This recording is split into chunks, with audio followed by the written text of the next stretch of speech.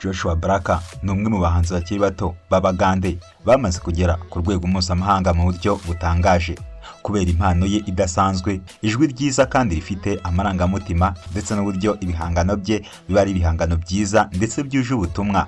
Uyu musore ukomeje kuvugisha abantu hirya no hino ku isi yagaragaje ko ari umwe mu bahanzi bafite icyerekezo kirekire kandi bafite ubushobozi bwo guhuza urubyiruko rwo muri Afurika n'abandi bakunda umuziki ku isi yose. Joshua Baraka yavukiye muri Uganda, akora afite urukundo rukomeye ku muziki by'umwihariko mu njyana zihuza R&B na solo Afrobeat n'uduce twa pop. Uko imyaka yagiye ihita yahindutse umwe mu bahanzi bafite umwimerere n'ubushobozi bwo kwihangira umuziki utandukanye n'uwabandi, ibintu byamufashije gutangira gusurwa n'abafana benshi ku isi yose. Uretse kuba afite ijwi ryoroshye kandi risukuye, Joshua Baraka afite n'uburyo buhebuje bwo kwandika indirimbo. Amajwi ye akunze kugaragaza ubuzima, urukundo, ibyishimo n'ukuri ku buzima bwa buri munsi, ibintu bituma abantu benshi bumva umuziki we nk'umutuzo n'isoko y'ihumure. Indirimbo ze nka Dalila, Limos n'izindi nyinshi zatumye izina rye rikomera mu karere no hanze y'uburasirazuba bwa Afurika. Mu minsi ishize Joshua Baraka yasuye u Rwanda, aho yakiriwe nk'umuhanzi ukunzwe cyane. Abafana bamugaragarije urukundo rudasanzwe, ibintu byerekanye uburyo umuziki we uhuza abantu b'ingeri zose, uburyo yitwara ku rubyiniro, ubuhanga mu kuririmba live n'ubutumwa butuje atanga mu ndirimbo ze byatumye benshi bamufata nk'umuhanzi w'ubutumwa n'uwubaka umuco mushya mu muziki wa Afurika n'Uburasirazuba. Uyu musore akomeje gutera imbere ku rwego mpuzamahanga, aho asigaye ashyirwa ku rutonde rw'abahanzi bitezweho gusimbura b'amazina akomeye muri Afurika nk'aba Omaley, ba Luga, ba Ailasta n'abandi benshi. Ahanyuze hose asiga icyimbo cy'ubuhanga, kwicisha bugufi no gukunda umuziki byimbitse. Joshua Baraka ni ishusho y'umuco y'ubuhanzi bushya bwa Afurika, umuhanzi ugaragaza urukundo, ubwenge, umuco n'ubwiyunge biciye mu ndirimbo. Uko agenda yigarurira imitima y'abafana ku isi hose, bigaragaza neza ko ejo hazaza h'umuziki wa Afurika hari mu biganza bye. Ikaze mu kiganiro cyacu cya none. Jye nitwa Justin Mind Harerimana, iyi ni Taratibu TV.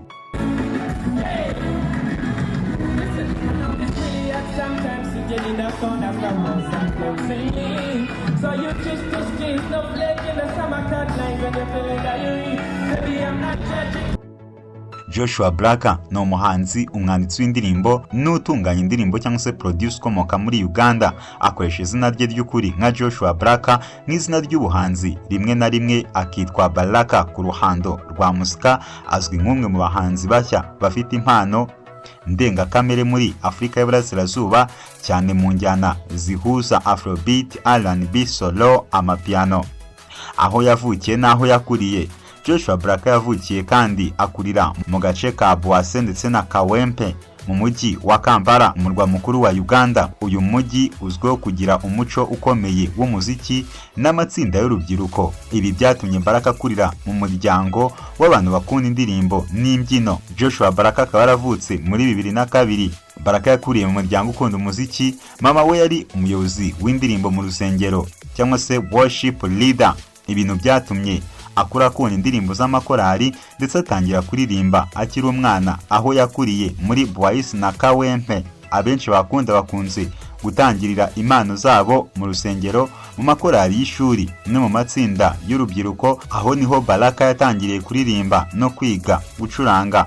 Yize amashuri abanza n'ayisumbuye muri Kampala, aho yagaragaje impano ye mu makorali y'ishuri no mu bitaramo by'abana. Uhereye mu myaka ya 2010 yatangiye kwiga no kwitoza music production, kwiga gukora indirimbo, beats, gutunganya amajwi, gucuranga piano na gitari. Ubundi buryo yamenyekaniyeho no kwigisha no gukorana n'abandi bahanzi mu mastudio atandukanye muri Kampala. Ibyo byatumye yibona nk'umuhanzi wuzuye. Dore inkomoko n'ingaruka zaho yakuriye mu muziki we. Gukurira muri Kampala byamuhaye amahirwe yo guhura n'abahanzi n'abatunganya umuziki bo mu karere.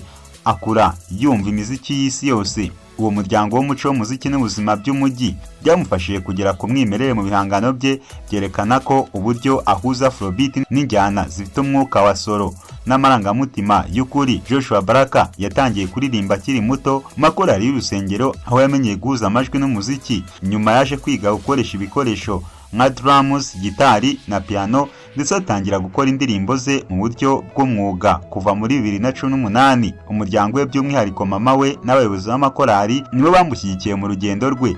Baraka kandi yakundaga kujya muri studio z'urubyiruko, aho yigiye byinshi ku bijyanye na production n'imyandikire y'indirimbo. Indirimbo Nana yasohoye muri 2023 niyo yamuhaye izina rikomeye muri Uganda no hanze yayo. Yahise imugeza ku maradiyo, kuri Spotify, kuri Apple Music n'izindi platforms zikomeye.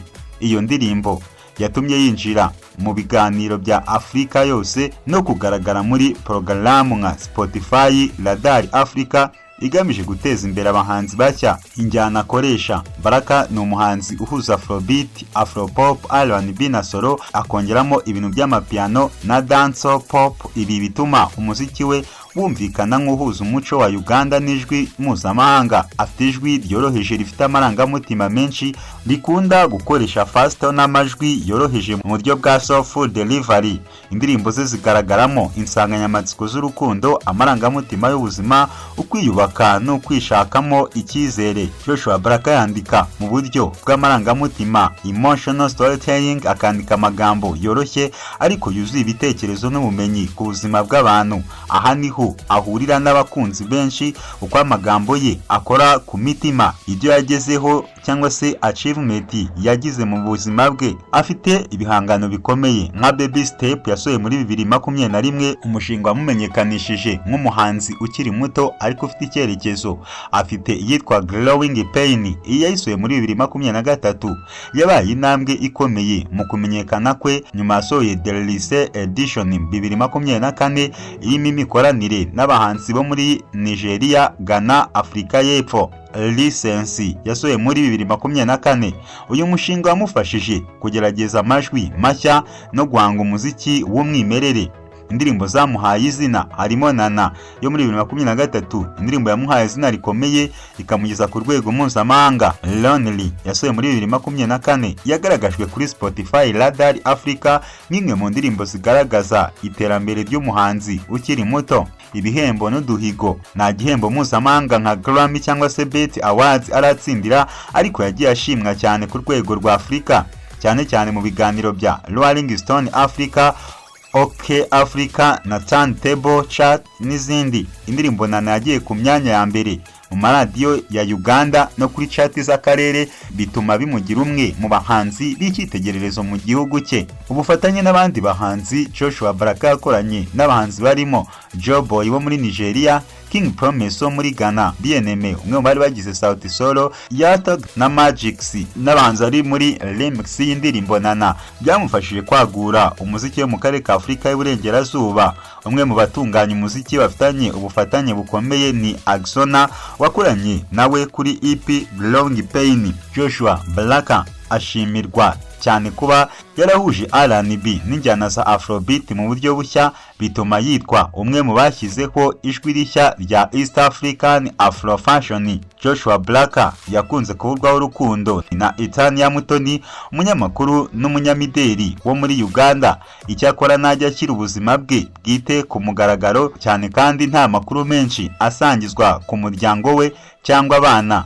Nta makuru yemewe agaragaza ko yigeze ahura n'ibibazo bikomeye by'ubuzima cyangwa ibibazo by'amategeko, ariko mu ndirimbo zakunda kugaragaza amarangamutima y'imbogamizi n'inzira z'ubuzima, cyane cyane muri Growing Pain. Umwihariko n'icyo asobanuye ku isi. Joshua Baraka ahagarariye urubyiruko rwa Uganda ruri guhindura umuziki w'akarere, aho ahuza injyana z'imbere mu gihugu n'iz'isi yose. Afite umwimerere ugaragaza ko umuziki wo muri Uganda ushobora kumvikana ku rwego mpuzamahanga. Ubutumwa bwe bugira ingaruka cyane ku rubyiruko, kuko indirimbo ze zigaragaza ukwiyubaka, ukwemera ubuzima no kwigirira icyizere. Baraka zibukwa nk'umwe mu bahanzi batangije ijwi rishya rya Uganda Afropop R&B rifite umwuka w'ubuhanga n'amarangamutima ubu n'ahazaza kugeza muri 2025. Joshua Baraka arimo gutegura album ye ya mbere ya studio, akomeje no kwitabira festival mpuzamahanga nka Afro Nations n'ibitaramo bya Spotify Africa. Abakunzi be bamwitezeho ibikorwa byinshi bishya birimo indirimbo nshya ziza mu magambo, imikoranire myinshi n'abahanzi bo muri West Africa na diaspora, ibitaramo mpuzamahanga bizamufasha gushyira Uganda ku ikarita y'umuco wa muzika mpuzamahanga. Joshua Baraka ni ishusho y'umuhanzi ukiri muto ariko ufite icyerekezo cyagutse, uhuza umuco, amarangamutima n'ubuhanga mu muziki. Afite impano yo guhuza ibisekuru bishya by'abakunzi b'umuziki wa Afurika n'isi yose. Umuziki we ni urukundo, ni ubuzima, ni icyizere, bityo akaba umwe mu bahanzi bashya bagaragaza icyerekezo gishya cy'umuziki wa Afurika y'Iburasirazuba. Reka nkushimire wowe ukomeza kubana natwe, musaba gukora subscribe, share, like, comment kuri Taratibu TV kugira ngo amakuru n'ibiganiro byacu bikomeze bikugereho umunsi ku wundi. Nge nari Justin Mind Rerimana.